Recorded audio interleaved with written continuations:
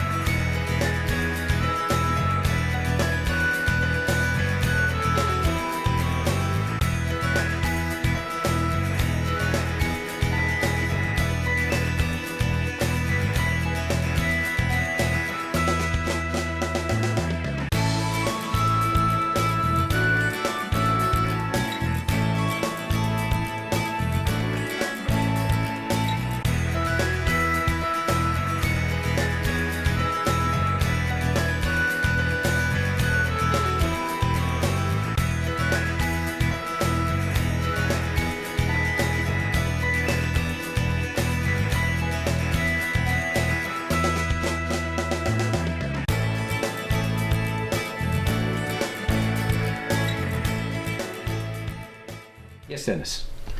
You were in Air Supply. Yes. And you said you broke up when the song first became popular.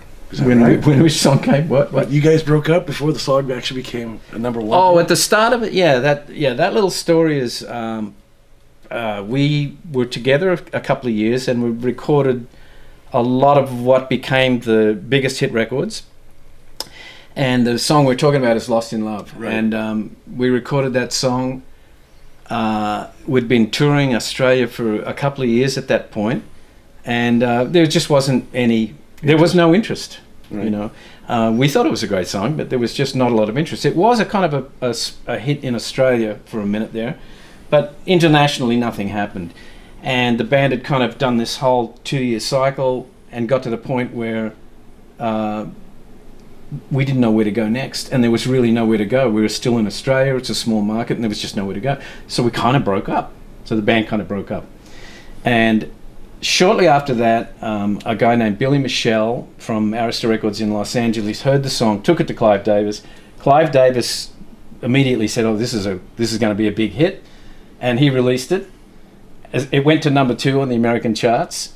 Half the band was in Sydney. Graham Russell, the writer, was in Europe, and all of a sudden we were on the front cover of Radio and Record World, I think it was, up there, and it said, here's this great band from Australia with this big hit song, and we all just kind of went, huh, and then came back together, and then went off, and that was the next 15 years of my life.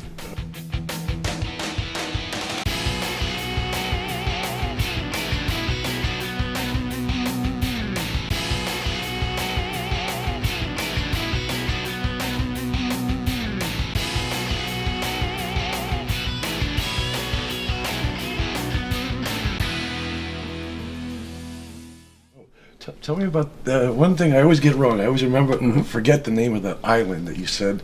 Oh, Montserrat, right? Montserrat, and yeah. you'd just gotten there right before, right after the police. True. The island of Montserrat, which is in the Caribbean, had an amazing recording studio that was built by George Martin, the Beatles producer, and it was called Air Studios, I think, in Montserrat. And it's a tiny island. There was no commercial enterprises except for that studio on there, and that kind of became the place where everybody went to tour, to record. Sorry.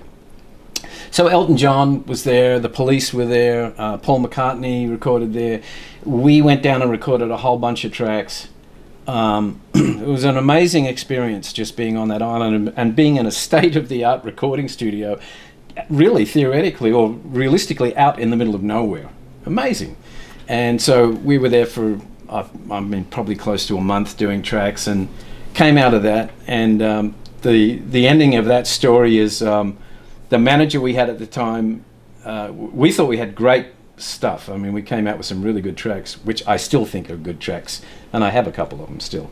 But the manager at the time just hated it, and burnt all the tapes, all the master tapes, threw them in the fire. That's terrible. So that was the end of that. So then it was off to London to record somewhere else, I think was what happened up to that. But that place was amazing. It's no longer there. There was a volcano on the island. It was an active volcano, and it erupted and it wiped out the whole studio. And if you go to, I think if you go to YouTube and you look up Monster at Air Studios, somebody went there long after it had been abandoned and walked through it and took a video. It's sad, but it's quite amazing. So there you have it. We were talking about songwriting with Ralph and how the music industry term "a word is a third" came into play when the band had written a song called "I'm All Out of Love," and they submitted it to their publishers or their record company at that time. I'm all out of love. I want to arrest you. It's a little different, Yeah. you know. And Clive came in and said, "Oh, that's not going to work. I think it's better if we say, I'm all out of love. I'm so lost without you." Oh, that's okay. And he gets paid for that. Oh, really? So, there you go. All right, Clive. Okay. At LAX, the plane, they closed the doors, the plane pushed back, we're all strapped in our seats, and all of a sudden the pilot comes on and goes, "Ladies and gentlemen, we're returning to the gate for just a couple of minutes. There's some important paperwork that we have to check," or something, you know. We all went, "Well, that's weird." Everybody's bitching, and we pull back into the gate, and these 6 lawyers rush on and say, "You got to sign these contracts, guys. You got to sign them right now." And we, to this day, I don't think any of us knew what we signed, you know, but we signed them, and that's why I'm broke. No, just kidding. But yeah, I mean, the music business back then had a tremendous amount of pull power, you know, and you could get away with things like that back then. Now, before we left Ralph's, he was kind enough to ask Dennis if he would show him what sort of kit you need to join Bandhug and get started in a collaboration. So Dennis luckily had his big bag with him with some of the bits and pieces, and he demonstrated to Ralph exactly how to get started in Bandhug. Hi there. Okay, so Dennis, we're going to look at what it takes for somebody to be on Bandhug. What are these devices, and how easy or complicated is it for somebody to get involved and become a part of it? Well, you need a computer. You can also use an Android tablet or phone. That's it. The protocols and programming that we use on Bandhug is compatible with Android technology. iOS, on the other hand, is a bit different, and they don't allow those type of protocols on iOS, so we have to make do. But you need a computer and a browser, internet, and you need a webcam. Most webcams will work, so if it'll work in Zoom or Skype, it'll work on Bandhug. It's all part of the browser, talking to the equipment. The easiest way, and John found out about this type of thing this weekend, is the easiest thing. Now, this is a headset for gamers. It's a gaming headset. It has a microphone, and all it has is a USB interface, and that USB interface is all you need. Pretty common. And you'll hear it, and you can hear yourself, and you'll be able to record right on Bandhug. If you see a collab that you like, and maybe it's a song that you like, and you say, "Oh, I've done that song," or "I can do that song," you can open up the collab in studio, and you'll see the tracks that are there, and there's a record tab. You click on the record tab, and it takes you into a recording studio. And there you will see a few little different things, options, like select your microphone, select your video if you have more than one video. It also has a few other technical things that may or may not work in your particular situation. But it pretty much walks you through the process? It doesn't really walk you. You kind of got to look through it. It's kind of. You need to make your selections as you go. Well, you do, but there's default selections, which is pretty much all you're going to need. Got it. Okay. So this is the easiest way. They also have USB microphones. You just plug in the USB, and you have separate headphones. Same thing. If you do not have a USB device like that, you can use an audio device, or if you need instruments, a lot of guys use this here. They use an audio interface for mic or multiple mics. We do record in stereo. We are probably the only site right now that does record stereo with video. You see a lot of, somebody said YouTube does it, and I've tested YouTube left and right, and it's all mono, which means it's a stereo track, but it's the same on both sides. So you can't go in and select, oh, I want left channel this and right channel that. In BandHug you can. And where that comes into play is drummers. Right. Drummers use that a lot. You can pan instruments, in other words. Right. It's basically you can have multiple microphones for different parts and what have you, and it sounds, I guess drummers, it's a big thing for that. Kick drum in the center. Right. Hi-hat slightly to the left, and then left to right, tom-toms all the way down, and so forth. So that's what some people, when they started BandHug, were complaining that certain things, I really would like to have stereo. Part of my whole programming and ideas come from what people say, and I would read their comments on Facebook or elsewhere and say, how they wish this or how they wish that, and so on. And that's how we came about creating a lot of this stuff. So this was all formed by the community. Great.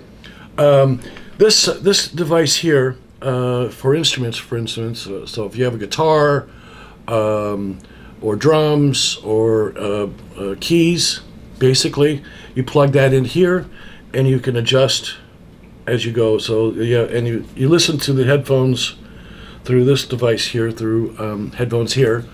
That allows you to hear yourself while you're playing.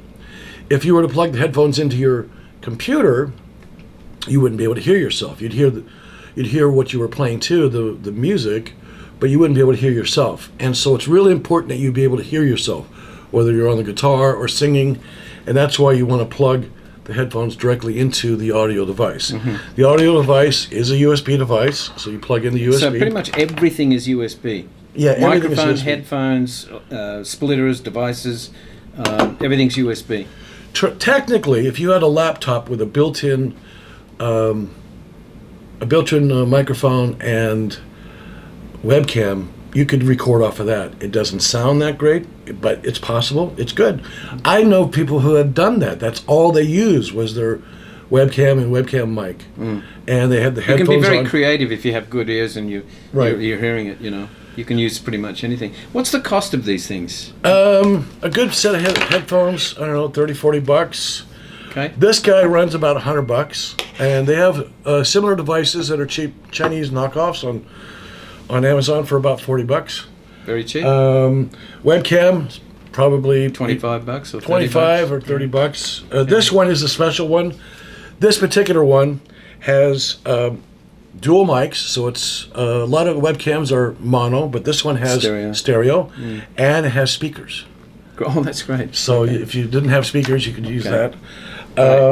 So this can all be achieved with pretty low-end stuff. You don't have to spend a lot of money to. No, you don't have to spend a lot of money. Like I said, you could just use the webcam right off of a laptop or a phone or a that's great. Tablet. Right. So, right.